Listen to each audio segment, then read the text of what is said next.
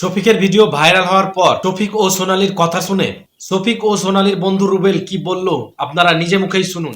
তো হ্যালো বন্ধুরা, সবার মুখে এখন একটাই প্রশ্ন যে তুমি যে বলেছিলে তুমি যে নির্দোষ, তার প্রমাণ সহ একটা ভিডিও তুমি পোস্ট করবে বলেছিলে। সেটা আমি আমার ইনস্টাগ্রাম আর ফেসবুকে পোস্ট করেছিলাম এরকম, যে আমি বলেছিলাম আমি যে নির্দোষ তার একটা উপযুক্ত প্রমাণ সহ সোনালী আর শফিকের বিরুদ্ধে আমি একটা ভিডিও পোস্ট করব। তো সেই ভিডিও আমার অলরেডি বানানো আছে, তো আমি পোস্ট করতে পারছি না কোনো রিজনের জন্য। তো কারণ এটাই আমার ওপর একটু প্রবলেম ক্রিয়েট হচ্ছে, তো সেই কারণে আমি পোস্ট করতে পারছি না। আর এই প্রবলেমের জন্যই আমার ইনস্টাগ্রাম আর ফেসবুক পেজে যে আমার ভিডিও অলরেডি দুটো পোস্ট করা ছিল, তো সেই দুটো আমাকে ডিলিট করতে হয়েছে। তো যাই হোক, যদি প্রয়োজন পড়ে, যদি দেখি যে আর প্রবলেম কোনো রকম ক্রিয়েট হচ্ছে না আমার উপরে, তো যদি প্রয়োজন পড়ে তাহলে আমি অবশ্যই সেই ভিডিও আপলোড দেবো, তোমাদেরকে দেখাবো যে দোষী কে আর আমি যে নির্দোষ সেটা আমি প্রমাণ করে তোমাদেরকে দেখাবো।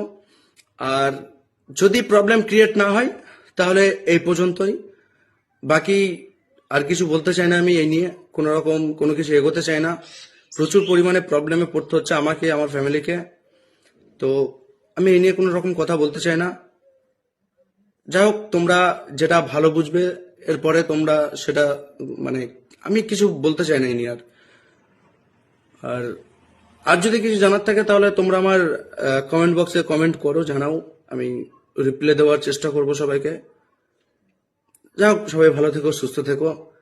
আর আর কিছু বলতে চাই না, বাস সবাই ভালো থেকো, সুস্থ থেকো। আজকের মতো ভিডিও এই পর্যন্ত, দেখা হচ্ছে পরবর্তী ভিডিওতে। আর ভিডিওটি ভালো লাগলে অবশ্যই একটি লাইক করে চ্যানেলটি সাবস্ক্রাইব এবং ফলো করে পাশে থাকবেন।